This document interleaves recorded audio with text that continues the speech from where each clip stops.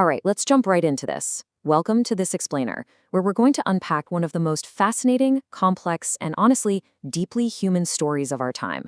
We're looking at exactly why our beautiful blue planet is quite literally running dry. Today, we're going to look closely at the data, the history behind it all, and the incredibly innovative ways people are trying to survive this growing crisis.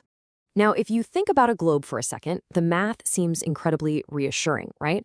Earth's surface is 3/4 water. It's a constantly renewing resource, endlessly cycling from the oceans to the atmosphere and right back to the ground through the hydrological cycle. Because of this endless loop, water feels like this infinitely abundant resource. I mean, it's literally everywhere. But here is the paradox we're unraveling today. If water is highly renewable and it covers the vast majority of our planet, how in the world are we speeding toward a massive global crisis? The source material highlights a pretty staggering prediction. By the year 2025, nearly 2 billion people will live in absolute water scarcity. 2 billion! So how exactly did we get here? Consider the sheer, tragic irony of two contrasting realities. In one, a survivor of a Kashmiri earthquake is forced to carry a heavy vessel of water through thick snow just to survive.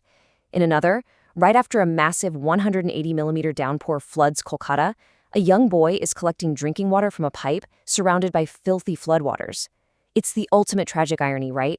Water everywhere, but not a drop to drink. And this perfectly illustrates that scarcity isn't just about geography. The sources reveal some absolutely incredible contrasts. Take Shillong in Meghalaya, for example. It's just 55 kilometers away from places that receive the highest rainfall in the entire world. Yet Shillong faces acute water shortages. Now compare that to a nation like Israel, which manages perfectly on a mere 25 centimeters of rain annually. It really goes to show that abundance without management still equals scarcity. Section 1. Why are we running dry? Looking at the causes of water scarcity. So to truly understand this crisis, we have to move past that cliché image of a parched, cracked desert and really examine how our modern lifestyles have fundamentally altered the hydrological landscape. The culprits aren't just a lack of rain clouds. Well, it's us. It's our relentless overexploitation. We're driven by water-intensive dry-season agriculture, massive industrialization, and rapidly multiplying dense urban societies. In housing societies across our cities, private groundwater pumping devices run day and night, rapidly and invisibly depleting the fragile water tables right below our feet. And hey, it's not just the water pouring out of your kitchen tap either. Immense amounts of water are hidden in the background of your everyday life. Multinational corporations and massive industrial units exert huge pressure on fresh water. They need enormous amounts of water just to cool the massive machines that manufacture our goods. And the factories themselves, they often run on hydroelectric power. Water really is the invisible engine of modern life. Section 2. The promise of dams. Mastering the water.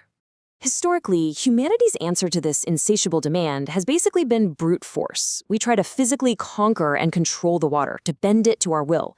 And this is not a new idea. Our ancestors were master engineers. Back in the 1st century BC in Srinivapura, they built sophisticated systems to channel the Ganga's floodwaters. During the Mauryan Empire, dams and lakes were everywhere. By the 11th century, they built the massive artificial Bhopal Lake. And in the 14th century, the Haj Khas tank in Delhi. Large-scale water management is deeply embedded in our history. Post-independence, this historical ambition reached a whole new peak. Massive, multi-purpose river projects were launched with this incredible, soaring optimism. Jawaharlal Nehru famously proclaimed dams as the temples of modern India. The vision was huge. Integrate agricultural growth with the village economy while simultaneously fueling rapid industrialization and urban expansion. A perfect example of this ambition is the massive Sardar Sarovar Dam on the Narmada River in Gujarat. This mega project was literally designed to transport water across 4 different states. The goal? To provide irrigation to over 1.8 million hectares of land and bring assured, life-saving water to over 3,000 villages in incredibly arid, drought-prone desert districts. Essentially, they were aiming to make them completely drought-proof. Section 3. The unintended consequences. The real cost of dams. However, our attempts to master nature with these colossal megastructures have brought highly debated and sometimes tragic unintended consequences. The sources impartially document a really stark and complex reality here. We built dams for power, irrigation, and flood control. but the actual consequences often tell a different story. These projects have displaced local communities and fragmented rivers, making it incredibly difficult for aquatic life to migrate. And ironically, the very dams built to control floods have sometimes triggered them. Because silt gets trapped behind the dam, it causes severe reservoir sedimentation. So when heavy rains come, the dams can't hold the water back, leading to devastating floods downstream. Recognizing these incredibly complex challenges, modern government initiatives are pivoting. The focus is shifting from just building giant walls to smarter, more equitable management. Programs like the Jal Jeevan Mission aim to provide 55 liters of potable piped water per person per day to rural households. The Pradhan Mantri Krishi Sinchay Yojana pushes for micro-irrigation, literally getting more crop per drop. And the Atal Bhujal Yojana is tackling the absolute hardest part, forcing behavioral changes in how communities in severely water-stressed districts view and use their water. Section 4. Returning to traditional wisdom, localized solutions. But perhaps the most surprising and inspiring solutions highlighted in this explainer aren't massive macro initiatives or giant concrete walls. The answer might actually just be a return to localized grassroots wisdom. For centuries, way before the era of megadams, communities adapted brilliantly to their specific microclimates. In the mountainous terrain of the Western Himalayas, people carved intricate diversion channels called gulls or kols to route water to their agriculture. Meanwhile, in the flat, arid plains of Rajasthan, they converted their agricultural fields into rain-fed storage structures, khaddans and johats, allowing water to stand and deeply moisten the soil. And in the semi-arid towns of Bikaner, Phalodi, and Barmer, they mastered something totally incredible: rooftop harvesting with tankas. Here's how it works. Rain falls on sloping roofs, travels down through pipes, and is stored in massive underground rooms, some as deep as 6.1 meters. Not only does this protect pristine drinking water from evaporation, but building these tankas inside the courtyard ingeniously acts as natural air conditioning, keeping the adjoining rooms cool during the brutal summer heat. I mean, how brilliant is that? This locally harvested rainwater is traditionally called Palar Pani. It's highly revered and considered the absolute purest form of natural water.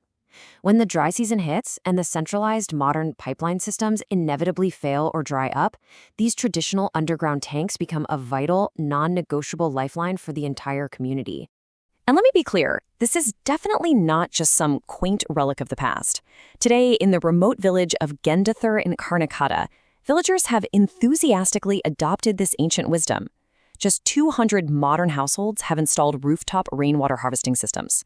With an annual rainfall of 1,000 millimeters and an 80% collection efficiency, those 200 houses harvest a staggering 100,000 liters of water annually. They've earned the rare distinction of being truly rich in rainwater. That is a real game changer. Which leaves us with a vital, pressing question to ponder today. As we face down a looming, catastrophic global water crisis, have we been looking too big? We've obsessed over massive dams and draining deep aquifers, when the ultimate sustainable solution might just be falling freely on the roof right above our heads. Take a moment to think about that next time it rains. Thanks for exploring this explainer with us, and as always, stay curious.